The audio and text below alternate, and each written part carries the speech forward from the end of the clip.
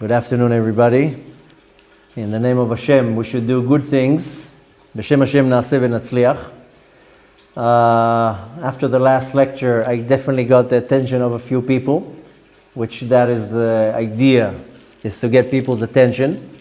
Since we are in I would want to say a difficult time, but I would rather say in a very exciting time, because Mashiach is coming, it's all unfolding right in front of our face. But we cannot be caught sleeping. Most people right now are numb. Most people are now sleeping. And we got to make sure that we're not falling asleep in such a time. Now, we are now in the middle of March. So we're talking here about 4.5 months from now, before now. In the end of October of 2019, I'm not going to get into the whole story, but I got severely sick. I gave a lecture on the Rosh Chodesh of Kislev. We had a beautiful meal here, and I gave a big lecture explaining what happened to me. What I explained there is just the medical part, not the more spiritual part. But nevertheless, I became extremely ill. The first thing that I had cellulitis, skin infection on my leg that caused blood poisoning, sepsis, that caused failure of some of my organs, my liver, and many others. And that caused, by lying in a hospital for 2 weeks, it caused a blood clot. The blood clot started in my leg, traveled to my lung, and eventually got to my main artery of my lung, which is called pulmonary embolism, and almost caused me to die. I was rushed with a ICU at ambulance at 4 o'clock in the morning to the ICU here and to the hospital. Nevertheless, there's many reasons why this happened. There's the physical reason, from the removal of the tattoo, but there's much greater reasons. Some of it I don't know if I'm going to get into this right now. I want to get into what's more important right now. One of the nights in the ICU, needless to say that I was physically almost dead.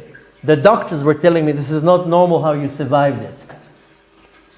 But nevertheless, in one of the nights that I was sleeping there, and on purpose, a lot of people were wondering what's going on. There was kind of I didn't want the whole world knowing. Everybody was asking, what's going on? What's happening? I didn't want anybody to visit me. I didn't want to make videos, me in the ICU with machines in my face. I didn't want that. I am a private person. I don't like now sharing every little thing that happens in my life. But nevertheless, a few people were able to get into the ICU. I was lying there half dead. One night,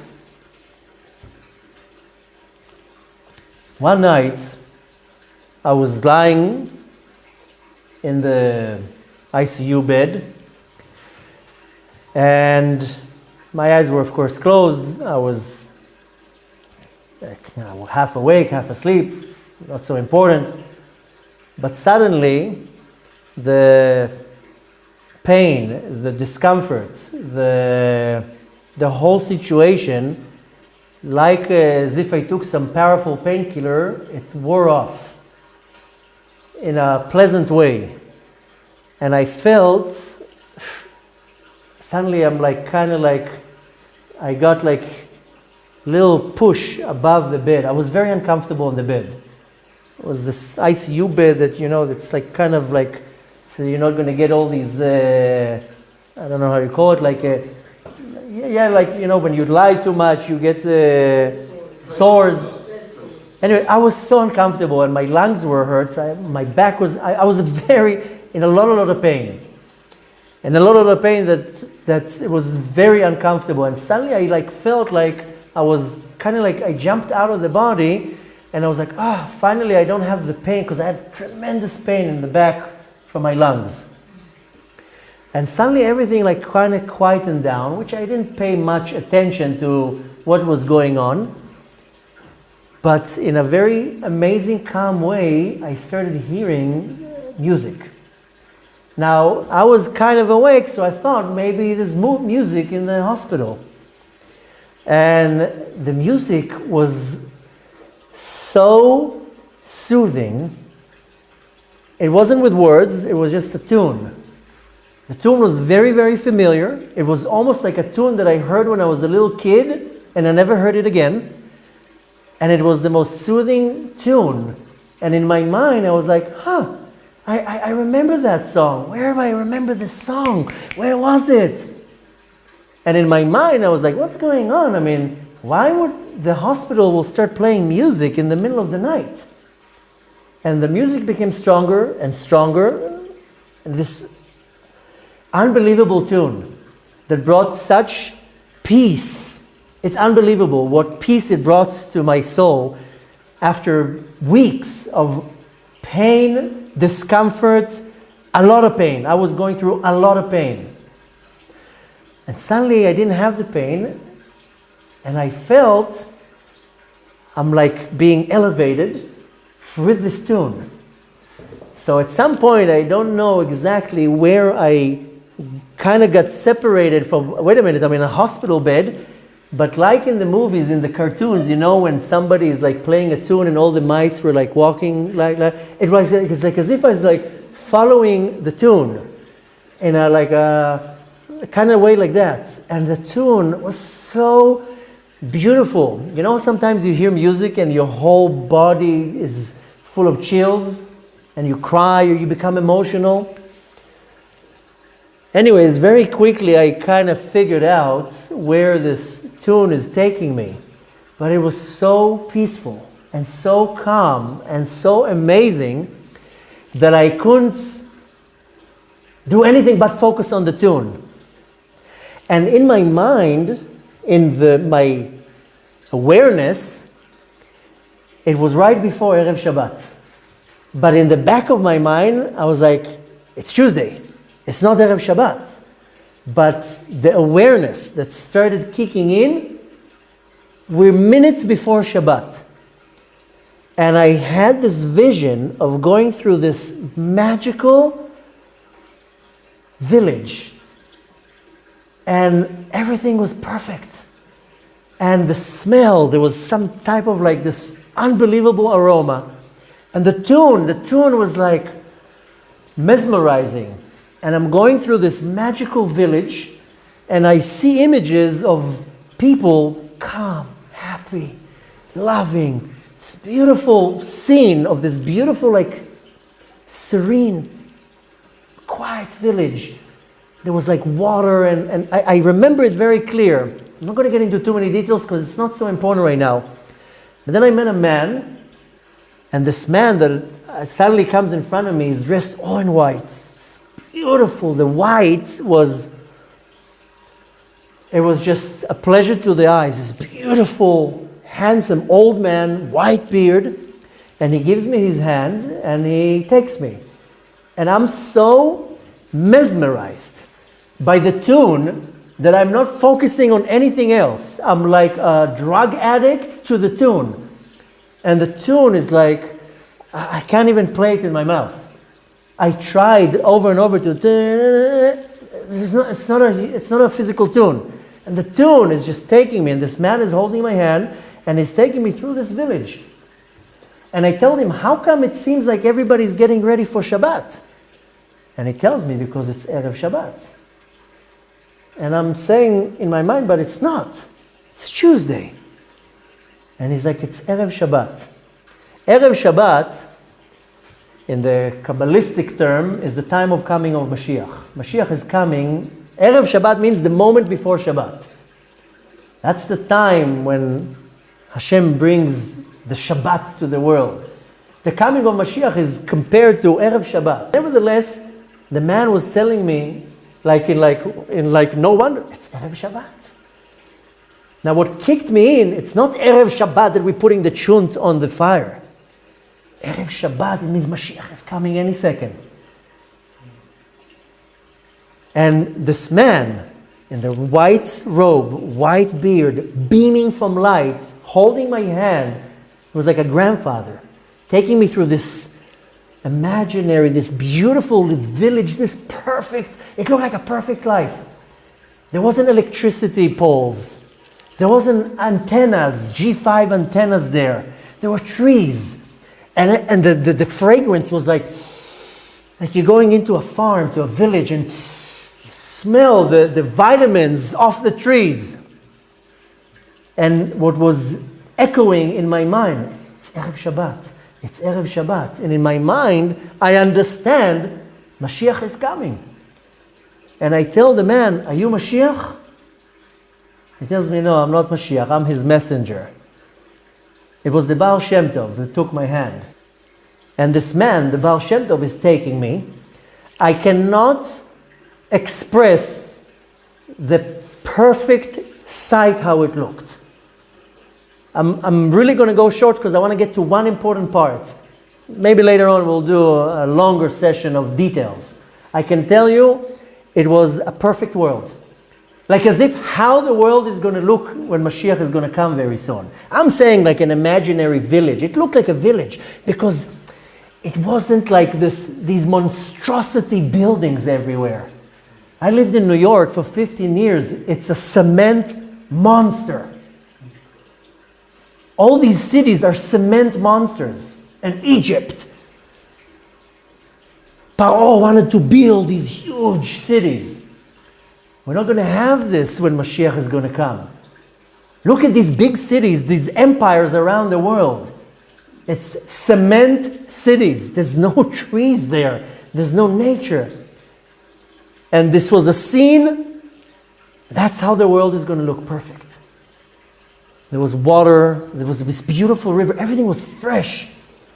And the echoing, it's Erev Shabbat. Mashiach is coming. Erev Shabbat. It's Erev Shabbat. You know the moments before Shabbat that you're still holding your phone. Why are you holding your phone? It's 2 minutes before Shabbat. Turn the phone off 4 hours before Shabbat.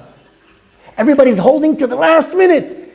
How many minutes do I have? You have another 2 minutes. Good. I can send an email in those 2 minutes. Maybe I'll do something.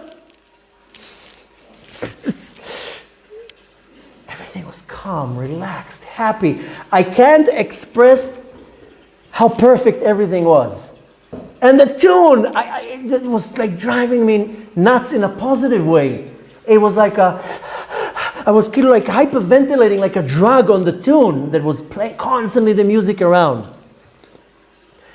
And suddenly something broke this peaceful, unbelievable, amazing scene. Have you ever stood in a beautiful sunny day? It happened to me last Shabbat. Last Shabbat, the streets were empty, no synagogues, no minyanim. I stepped out to the street in front of my house with my talits and my prayer book, and I'm praying Shacharit by myself. I'm looking at Mount Meron. I'm praying slowly. There's no rush. Nobody to talk to me while I'm praying. Nobody to talk and disturb. Everything was... And you know what? The sun was hitting me on my face. It was such a nice feeling. But then it was disrupted by a cloud. And the cloud kind of went over me, and suddenly it wasn't sunny anymore. It became chilly, windy a little bit, and moments later I ran into the house. Do you know the time when you stand and the sun hits you and suddenly a cloud comes over and darkens everything? Something stopped this beautiful scene, and like as if something was coming from above, and slowly everything got dimmed and dimmed and dimmed and dimmed to complete darkness. The music stopped. I couldn't hear the music anymore. The scene disappeared, and I'm telling you, there's no words to describe how perfect it looked, like how the world is going to look when Mashiach is going to come. Like I always describe, vivid colors, fragrance, unbelievable, fresh, amazing. But suddenly something covered the sky, and it made it from dim to dim to dim to dim to complete darkness. I was afraid to look up because it didn't seem like something good. But when I looked up, I saw a gigantic angel, huge, spreading the wings from right to left. The wings, as he was spreading them, it was covered the face of the entire world with darkness. I didn't see the Baal Shem Tov anymore. Everything disappeared.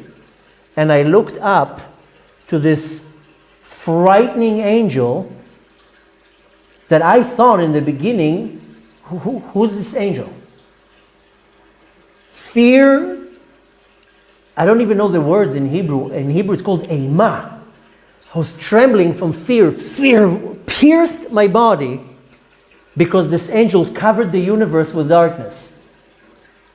And I didn't know who it is. In the beginning, I was questioning which angel can cover the world with darkness. And I cannot express to you how it looked. It was unbelievable scary because it covered everything with darkness. And then I started hearing very, very, very loud, like screaming, which I couldn't understand. What are these screaming? And it became stronger and stronger, and it became more scary and more frightened. And suddenly the echo screaming, I could not make out what they're saying. I do not understand what the screaming was. But it felt like the entire heavens is screaming, like chanting something. Like an army that is coming to attack. It sounded like, I mean, I know it might sound funny. It didn't sound funny at all. It was some type of like repeating chanting, and I couldn't understand. I can tell you that it was extremely, extremely, extremely, extremely scary. Now, I already understood that we are right at the time of Mashiach. Erev Shabbat was all about Erev Shabbat. But something disrupted it. An obstacle came from above. This scary angel that covered the entire heavens. The firmament was black. Everything was darkness. Can you imagine now something is covering the sun? To what darkness we will have here. The Zohar is talking about, I spoke about it in the last lecture, that there's going to be 15 days of darkness when Mashiach comes. This darkness that I saw was scary. It was beyond scary. Because I understood that this is the darkness that is stopping the redemption. I was like seeing the redemption. The Erev Shabbat. And suddenly, this massive, huge angel smacked the ground. The whole ground was shaking. It sounded like a thunder. You know those thunders that sounds like the whole world is about to break? That's how it sounded. It was unbelievably scary, the sound. It's like I saw this leg, and it looked like an eagle's leg. And it smashed the ground. It went like that. So strong, it sounded like it broke the world. And the only thing that I can relate with and to explain is imagine a thunder. I'm not talking about the ones. That it comes down and you feel the whole world shaking. That's how it sounded. He smacked the ground. And the whole universe was shaking and breaking into pieces. The sound was unbearable. The fear was not, you can't even explain. And it felt like he broke the world. That's it. He broke the world. That was like what's kind of going on in my mind. What did he do? He broke the world. The whole world is broken right now. And there was a silence, but noise. Silence because I didn't hear anything, but the noise of the smack was so powerful that it shook me to pieces.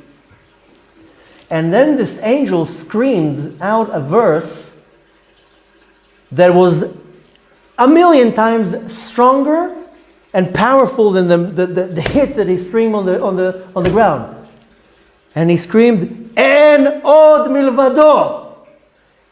And it shook the entire heavens to a point that everything was crumbling. It was like an asteroid hitting the world and breaking the world into pieces. That's how it felt. That the entire universe is crumbling into pieces from his yell, "En od milvado." En od milvado is there's nobody but him. And the chanting voices that I heard was like infinite amount of angels screaming back to him, "En od milvado." And he's screaming, "En od milvado!" The universe was shattering into pieces. And they're all screaming back at him, En od milvado. And I'm standing there trembling, shaking, where I understand in a clear way that this angel of death that spread his wings all over the universe and covers the light of Hashem of the entire universe is screaming, the angel of death is screaming, En od milvado. There's nobody but him. And in Shamayim, everything is clear. They don't come out with pamphlets and telling you, this is what he meant. Everything is clear in Shamayim. Your mind is open to understand everything. There's no messages. It's just clear. And the message that pierced my soul into pieces and was beyond clear is that Hashem had it up to here from one thing. That the entire human race believes in other gods. En od milvado! That's what the screaming was. The angel of death is screaming, there's nobody but the Kadosh Baruch Hu. And all the angels, Kol Tzva Shamayim, are screaming, En od milvado! And they broke the world. There was nothing else. And I'm like, what do you mean? But how? One of the worst sins that the Kadosh Baruch Hu cannot stand is called idolatry. Avodah Zarah. That's the first sin we had. The serpent went into Gan Eden and caused Adam and Chava to go against God. That's the first sin. And there's an argument if the Nachash first spoke Lashon Hara about Hashem. It's irrelevant. That was the sin. Adam, he sees the Kadosh Baruch Hu and he goes and he believes in the serpent. There's one thing that the Kadosh Baruch Hu cannot digest in any way is idolatry. Now in the beginning I was like, okay, I understand. Maybe Buddhas, maybe what? The message was clear that we are all failing miserably in idolatry. And the only thing that was screamed in Shammai, I can't even explain to you in words how it sounds. The smacking on the floor was nothing. It felt, I'm not exaggerating, like he broke the world. That was the thought that I have. He broke the universe. And all that I saw is just everything crumbling down into pieces. But the scream, when he was screaming, En od milvado, it pierced the entire universe. And I understood that the honor of the Kadosh Baruch Hu for the last few thousands of years was thrown on the floor and stepped all over. I'm going to jump now a little bit away from what I'm saying now, just to tell you how later on I'm connecting everything. You know, the name of this virus that we're fighting is called Corona. Corona can be written, I know it can be written with a Vav and a Hey, but it can also be written with a Nun and an Aleph, Kurkiruna. Right? Call me. Who are you calling? Why are you calling other gods? Call me. I am the God, not me. And I'm just telling you how I understood it. How dare you call other gods than me? And more than that, how is the disease called? It's called COVID-19. You know what's COVID in Hebrew? If you say it in an Ashkenazi way, my honor. COVID, my kavod. Where's my kavod? Hashem is screaming. I am the God of the world. And you're going and bowing to other idols? The message pierced the heavens that Hashem, Hashem, El Kanani. It says in the Torah clearly, I am a zealous God. I created the world. You're going and believing in other gods? When I said last week Hashem had it up to here, is because many things, but a big part is the idolatry. And the Jews are also guilty in that. Don't think you're not guilty. Because you're not bowing to a statue. You bow to your money. You bow to your car, to your status. And worse than that, we have people in the Jewish faith that are idolizing humans. That's idolatry. That's spitting in Hashem's face. And these are observant Jews. You idolize a man? Where? It's unheard of.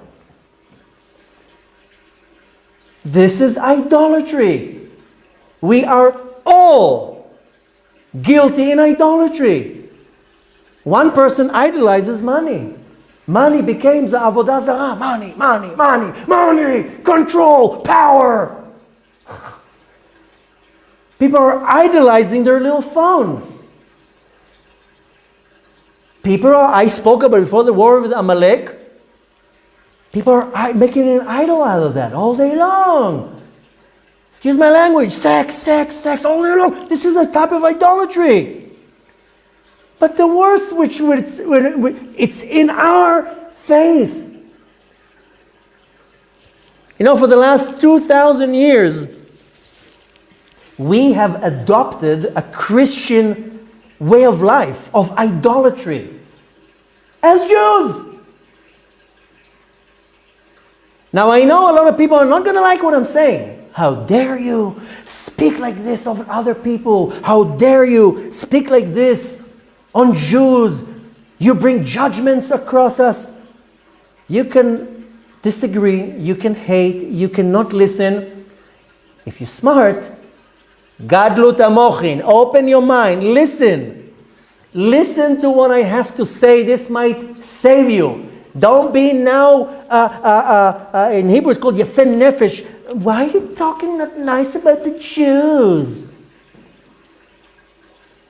I am not claiming in any way that I have words of prophecy or that I'm a prophet. But look at all the prophets that ever came to us. You think they spoke nice? You think a prophet came and spoke nice? Prophets came just to rebuke us.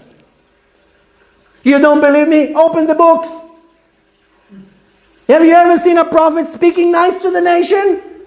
The prophets came for one thing, to speak harsh and to rebuke and to tell you where you're failing.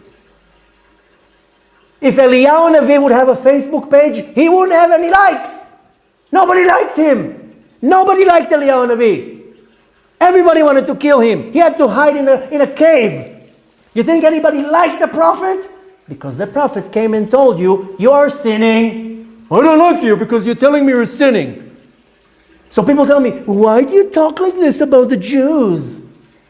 Because they're sinning and they're so stuck in this klipa, in this spiritual impurity. They don't even see what they're doing. Somebody needs to smack them in the face. Wake up! Wake up! If somebody's now drowning in the ocean, you want me to scream to him, don't worry. Stay strong. It will be okay. The person will scream, throw me a life jacket! Throw me a rope! Throw me a float! People are drowning in our generation, and nobody's coming and telling them, you're drowning. And they think, well, I'm doing great. I'm doing amazing. Yeah, but you idolize idols. You believe in false gods. What did I just read to you here? הישמרו לכם פן נפתה לבבכם, וסרתם ועבדתם אלוהים אחרים. Why don't you understand it? We read it 3 times a day from Shema Israel. Are you that ignorant? You're reading 3 times a day Shema Israel. You don't know what you're reading? Hashem is warning us. Beware, lest your heart be misled and you turn away and worship strange gods. Why don't you understand here? We're all guilty in that, one way or another. So whether you want to agree with me or not, or you want to like me or not, I don't care. What I saw with my own spiritual eyes is that the world was crumbling. Malach HaMavet himself covered the entire firmament. There was darkness, a scary darkness, because of the honor of the Kadosh Baruch Hu. And what they were screaming in Shamayim, only En Od Milvado. En od milvado. The sound were piercing my soul to a point that I felt that I'm being disintegrated. And you know what? They were upset with me. I was like, what, did I fail in idolatry?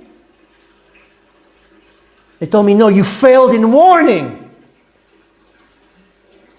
They didn't tell me I was failing in idolatry. They said, why don't you warn? Why don't you tell a person, stop idolizing this man. Stop idolizing your rabbi. Stop idolizing this rabbi. Stop idolizing this person. That's idolatry. How dare you push Hashem aside? For a man,